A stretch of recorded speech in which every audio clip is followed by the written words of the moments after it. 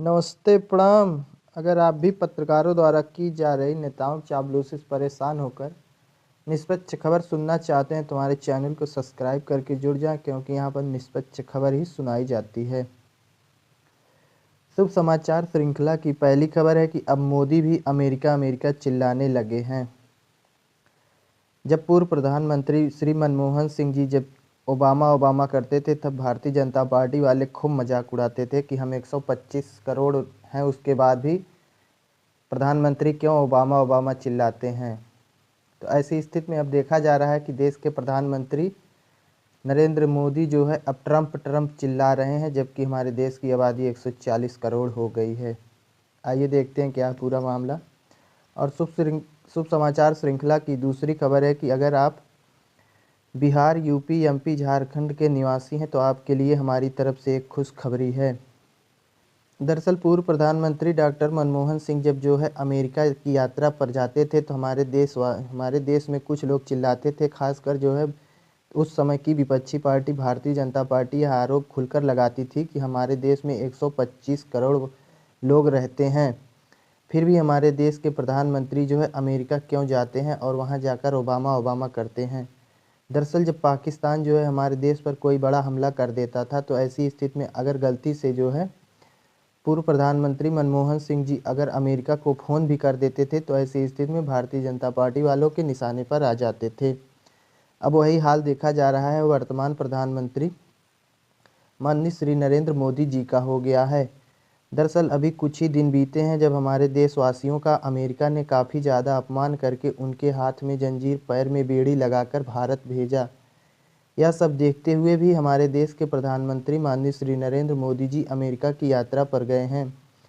दरअसल अभी नवनिर्वाचित अमेरिकी राष्ट्रपति डोनाल्ड ट्रंप ने भारत के प्रधानमंत्री मोदी को जो है निमंत्रण दिया। तो ऐसी स्थिति में हमारे देश के प्रधानमंत्री तुरंत जो है निमंत्रण स्वीकार कर लिए हैं और अपनी फ्रांस यात्रा के बाद 12 से 13 फरवरी के बीच जो है अमेरिका की यात्रा पर रहने वाले हैं। ऐसी स्थिति में अब जो है भारतीय जनता पार्टी का कहना है कि जब जो है ट्रंप ने निमंत्रण दिया, इसलिए जा रहे हैं हमारे देश के प्रधानमंत्री। तो ऐसी स्थिति में हम यह भी कहना चाहेंगे कि हमारे देश के प्रधानमंत्री मोदी ने भी एक बार निमंत्रण दिया था, लेकिन जो है अमेरिका ने निमंत्रण को ठुकरा दिया था। तो ऐसी स्थिति में क्या हमारे देश के प्रधानमंत्री भारतीयों का इतना अपमान होने के बाद जो है निमंत्रण नहीं ठुकरा सकते थे? अब जब अमेरिका ने जो है अभी आप लोगों ने देखा होगा कि वहाँ पर रह रहे अवैध प्रवासियों के हाथ में जंजीर, पैर में बेड़ी लगाकर जो है भारत भेज दिया है। तो ऐसी स्थिति में यह देखा जा रहा है कि उसके बाद भी हमारे देश के प्रधानमंत्री उसी अमेरिका की यात्रा पर जा रहे हैं। आपको फ्रांस में सम्मेलन था, उसी सम्मेलन से शामिल होकर फिर वापस तुरंत अपने देश आ जाना चाहिए था, लेकिन वहाँ से देखा जा रहा है कि देश के प्रधानमंत्री अमेरिका की यात्रा पर जा रहे हैं। और भारतीय जनता पार्टी वालों का कहना है कि ट्रंप ने निमंत्रण दिया था, तो निमंत्रण तो मोदी ने भी एक बार दिया था, जिसे अमेरिका ने ठुकरा दिया था। ऐसी स्थिति में हमारे देशवासियों का इतना अपमान होने के बाद भी हमारे देश के प्रधानमंत्री माननीय श्री नरेंद्र मोदी जी ने निमंत्रण क्यों नहीं ठुकराया? तो ऐसी स्थिति में हम आप लोगों से बता देना चाहते हैं कि ये देश में कोई भी सरकार रहे, चाहे कांग्रेस की सरकार रहे, चाहे मोदी की सरकार रहे, इसमें ना कांग्रेस की गलती है ना मोदी की गलती है। कोई भी सरकार रहेगी उसे अमेरिका की जी हजूरी करना ही पड़ेगा। वर्तमान स्थिति में, आगे भविष्य में क्या होगा ये तो नहीं जानते, लेकिन वर्तमान में अमेरिका की जो है इतनी ज़्यादा पकड़ ही दुनिया में बन गई है कि इस समय कोई भी देश हो, कोई भी प्रधानमंत्री हो, जो है भारत ही नहीं अन्य कोई भी देश हो, उसे अमेरिका की जी हजूरी करना ही पड़ेगा। क्योंकि जैसे अब हमारे देश की संसद है, संसद में हमारे देश में किसकी पकड़ है? वर्तमान प्रधानमंत्री माननीय श्री नरेंद्र मोदी जी की पकड़ संसद में मजबूती से है। वैसे जो यह हमारे देश की संसद केवल हमारे देश तक सीमित है, वैसे जो है यूएनओ जो आप लोग यह संगठन देख रहे हैं, या जो है पूरी दुनिया की आप लोग इसे संसद कह सकते हैं। यहाँ पर जो है पूरी दुनिया के देश जो है जाकर अपने अपने सदस्य के माध्यम से अपना प्रतिनिधित्व करते हैं, और इस यूएनओ पर जो है अमेरिका की पूरी तरह से पकड़ है। अब मेन मुखिया को ही अमेरिका ने दबोच लिया है। ये तो राजनीतिक संगठन हो गया। उसके बाद ये देख लीजिए द वर्ल्ड बैंक, विश्व बैंक है। अब विश्व बैंक पर भी जो है अमेरिका की पूरी तरीके से पकड़ हो गई है। किसी भी देश को जैसे बैंक से ऋण लेना होता है तो आप लोग कहाँ जाते? बैंक में जाते। अगर आप बैंक का मालिक से ही दुश्मनी कर लेंगे तो आपको ऋण कौन देगा। वैसी स्थिति में विश्व बैंक पर, वर्ल्ड बैंक पर जो है अमेरिका का पूरी तरीके से पकड़ है। अगर आप जो है अमेरिका से दुश्मनी कर लेंगे तो वर्ल्ड बैंक आपको ऋण ही नहीं देगा। ऐसी स्थिति में आप जो है वित्तीय रूप से कमज़ोर हो जाएंगे। उसके बाद आता है अगला संगठन, वर्ल्ड ट्रेड ऑर्गेनाइजेशन, विश्व व्यापार संगठन। विश्व व्यापार संगठन विश्व व्यापार संगठन पर भी अमेरिका का पूरी तरीके से पकड़ है। तो ऐसी स्थिति में अगर जो है आप अमेरिका से दुश्मनी करते हैं तो विश्व व्यापार संगठन जो है आपके ऊपर अतिरिक्त कर लगा देगा। आयात निर्यात करने पर आपके ऊपर अतिरिक्त कर लगा देगा, आपकी अर्थव्यवस्था ही चौपट हो जाएगी। तो ऐसी स्थिति में देश में कोई भी प्रधानमंत्री रहे, वर्तमान समय में जो है अमेरिका की जी हजूरी सबको करना पड़ेगा। और केवल भारत ही नहीं, दुनिया का कोई भी देश हो उसे अमेरिका की जी हजूरी करना ही पड़ेगा। द वर्ल्ड बैंक हो गया, विश्व व्यापार संगठन हो गया, यूएनओ हो गया, सब जगह जो है अमेरिका की पकड़ चल रही है। तो ऐसी स्थिति में अमेरिका से दुश्मनी करना जो है अपने पैर में कुल्हाड़ी मारना है।